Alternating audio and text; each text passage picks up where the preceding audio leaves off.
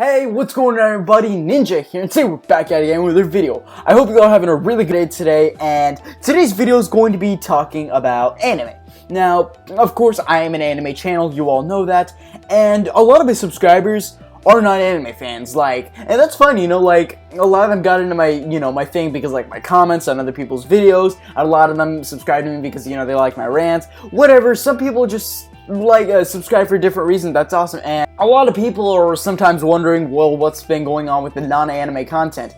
I've just kind of been diversifying it a little bit more. I know, aside from the non-anime stuff, there isn't that much to cover, considering for me, my interests are mostly towards anime stuff. I know it sounds like a weeaboo, but yeah, it's just how it's gonna work. And I want to make this video for the people who are not anime fans, but might maybe want to get into anime, but don't really know where to start. Now, there are plenty of anime, the popular ones that, I cover or will cover, Dragon Ball, One Piece, Naruto, stuff like that. They aren't the easiest thing to get into, and a big reason why the big YouTubers in the community got into this was Dragon Ball, probably because the nostalgia, and they're getting back into the series with, Super and everything. Naruto, just because it's for the 2000s kids, and, you grew up with it, or maybe, you got into it recently because of Storm Game, and, the reasons vary, and with One Piece in the West, it's honestly the least perceived when it comes down to success, because a lot of the people in the West perceive it differently, and it's not the easiest thing to get into. I mean, I'm loving it, but that's just because I'm an anime fan, and it took me a while. I had to go with that mindset that it'll get better laterwards, but for someone who, a new anime fan, who doesn't already have all this knowledge, and has kind of a low attention span, they're gonna want some other anime that are short, straight to the point, entertaining, and yeah. And a big reason why a lot of these people aren't getting into the anime because they feel like, oh my god, filler, bad animation, yeah. And that's, there are some negatives, those exist, there's no question. But there are still a fair amount of anime with really solid animation, with really intriguing stories, and stuff that immediately gets you hooked, and is pretty short as well. So this video we'll be talking about some anime that I think are really good for non-anime fans to get into. Now, the first anime that comes to mind, in my opinion, is a little more recent, but I think it's still one that's really interesting, My Hero Academia. Now, who doesn't love superheroes? The Avengers, X-Men, Spider-Man, all this stuff. Who doesn't love superheroes? You at least have a basic idea of how the whole comic stuff works. And the best way to describe My Hero Academia is like a Japanese X-Men. It's a Japanese superhero manga series that's really been successful in the past 1 or 2 years or so. And the way it's written and the way it's kind of perceived and a lot of references are very comic-esque, And when I was watching My Hero Academia for the first time, I didn't just feel like I was watching an anime. I also felt like I was watching a little superhero show about this kid going to high school with all these abilities and stuff, and it was really interesting, and it definitely does appeal to a casual audience. Now, Season 1 of this anime is only 13 episodes, and then Season 2, which is going on right now, is only 1 episode, so it shouldn't be that hard to catch up. Heck, you could probably catch up in a day. And the whole story of this is Deku, or Izuku Midoriya, his real name, is in a futuristic world where 80% of the human population has a superpower or a quirk. So everyone in the world is kind of like a mutant, But the thing is, he's part of the 20% where he doesn't have a special ability or a superpower or quirk or anything like that. Even so, he's aspiring to all these heroes who have gone popular and who have saved the world with all their, quirks and everything, and he still hopes to aspire and become a hero himself even without a quirk. And so he meets All Might, which is the #1 hero in the nation and stuff, and he pretty much takes him under his wing and helps him get into UA High School, a school that cultivates the next generation of heroes to come. And this whole series revolves around that stuff. Now, I know a lot of people can't get into those stupid high school animes and stuff. No, this isn't like that. It's, like I said several times, it's like an X-Men type vibe. It has a lot of superhero elements, has a lot of comic book elements and stuff like that. And it's really interesting because it has its action scenes, it has its funny moments, and the best part, like I said, it's short. You can literally catch up to it in a day. And I think that's one of its strong points as well. It's really easy to get into, and who doesn't like superheroes, so. Now, the next anime that I have on my mind is another anime about superheroes, except this one's about one specific one. This anime is called One Punch Man. Now, you've probably heard about this one, because this is probably one of, if not the most successful, well, there's probably another one that's just as successful, but this one's really successful because it became so popular for its, simplicity and everything like that. One Punch Man. Now, the whole title of it kind of describes the anime as a whole. A superhero by the name of Saitama is in this like Earth where there's a ton of super monsters, super villains, freaks, and all this stuff, and it's getting hard to live in. But then there's Saitama of all people. This guy, he can literally knock out people in one punch. Thing is though, he doesn't get the amount of praise as the public would perceive him to be. The public gives the praise to all these other heroes except Saitama because they don't think he's anything interesting. Because when you see this guy, does he look anything interesting? Does he look like he can knock out people in one punch and be one of the greatest hero and be the greatest hero in the world? Yeah. Thing is about this anime, because its concept is so easy to grasp, it's easy for anyone to pick up. Whether you like superheroes, whether you like comics, the whole concept of this is just so funny, it's so entertaining, it's so action-based and everything like that. And sometimes its monsters are so over the top, and just see Saitama one punch him like that, it's so like entertaining to watch. This anime is so fantastic, I gotta say. And the best part about it, it's only 12 episodes if I'm not mistaken, meaning like My Hero, you can catch up to this thing in literally a day. So get into One Punch Man if you're not an anime fan, trust me. That's one that you should really try out. Now the next anime I have on my list, which is kind of in a different genre than the whole My Hero and One Punch Man superhero action comedy stuff. Death Note, this is kind of built for the people who are into more suspenseful things. Death Note isn't so much humor based, sure it has humor, but like, it's not even a horror. I wouldn't even call it a horror thing. It's suspense. In a way, it's like an interesting game of cat and mouse developed into an anime. Pretty much the main character of Death Note, an extremely intelligent high schooler, Light Yagami, discovers one day of this thing called a Death Note. A Death Note, the concept is pretty basic. When you write someone's name into this notebook, they automatically die of a heart attack or some other symptom. And I'm not going to go into the symptoms or what happens later, because I don't want to ruin the experience, because season one of this anime is just so good. Now, I know the season thing is kind of confusing. Once you watch the whole thing, you'll kind of get what I'm saying. The whole first bit, I'll just call it the first arc, because Death Note fans will know what I'm talking about.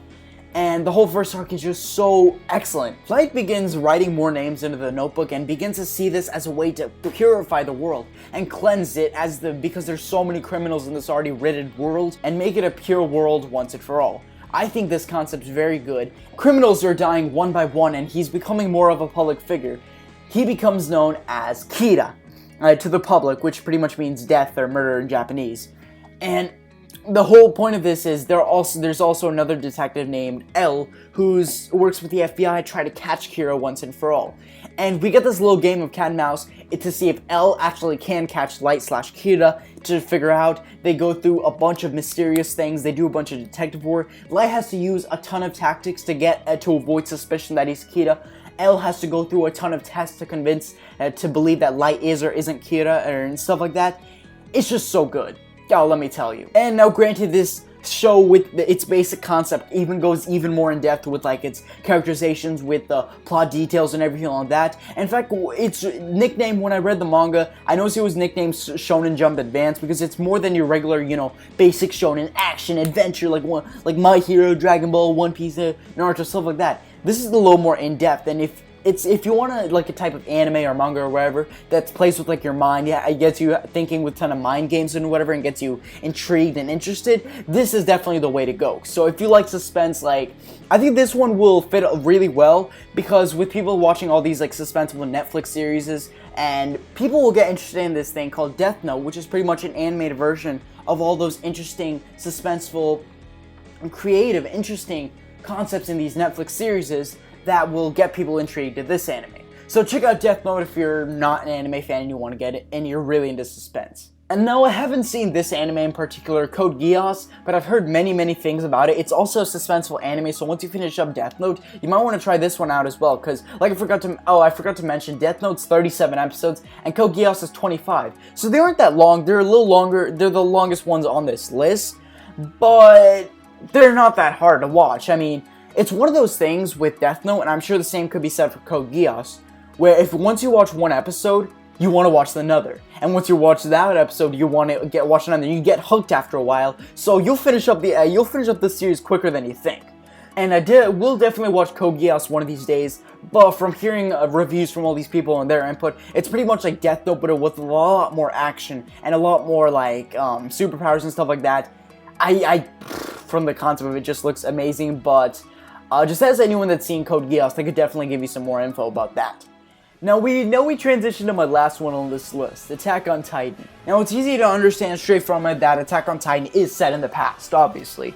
And the whole point of this is these giant humanoid creatures called Titans suddenly appear and they pretty much wipe out a good portion of humanity. And the reason the humans have to defend against these, they have to build these walls. I know someone inserted a Trump joke right here, but all jokes aside, they have to build these walls and the Titans keep getting through it, and they have to do their best to attack these Titans and get them away from it so the humans can be safe once for all. And while this is happening, there's like a ton of drama steering up between the humans as well. A lot of political stuff is going down, and they pretty much have to train all these characters to be in the scouts to take down the Titans once and for all, and pretty much be military soldiers is the best way to describe it. And our main character, Eren Yeager, you'll see as you watch it, and I've already kind of given you a basic concept of it. Eren Yeager, he has to stop the Titans once and for all to, well, I'm not gonna spoil it for the sake of, you know, I don't want to ruin your experience, even though a lot of stuff happens in the first episode.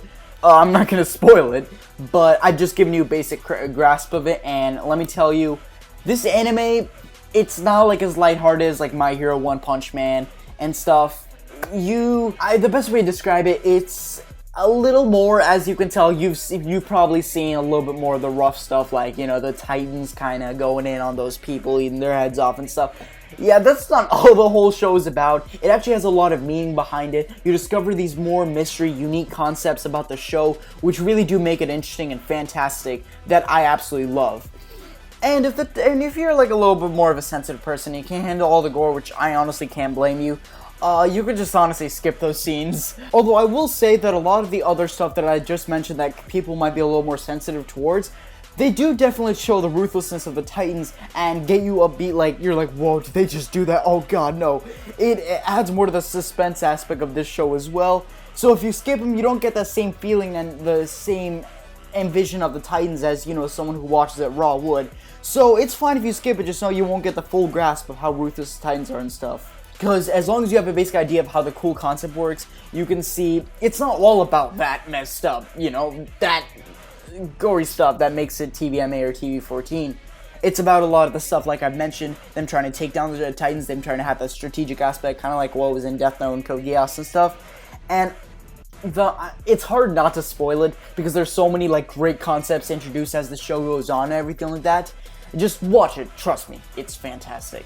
And one thing I want to add before I'll finish off my statements, this anime is 25 episodes for season 1, and for season 2, which is going on right now, it's going to be 12 episodes, so 26, it's 37 episodes, same amount as Death Note. Season 1 and 2, it's still going to be ongoing, and get into it now while you still can, because 25 episodes, you can binge that like, what, 2, 3, 4 days, something like that, and it shouldn't be too difficult, so, yeah.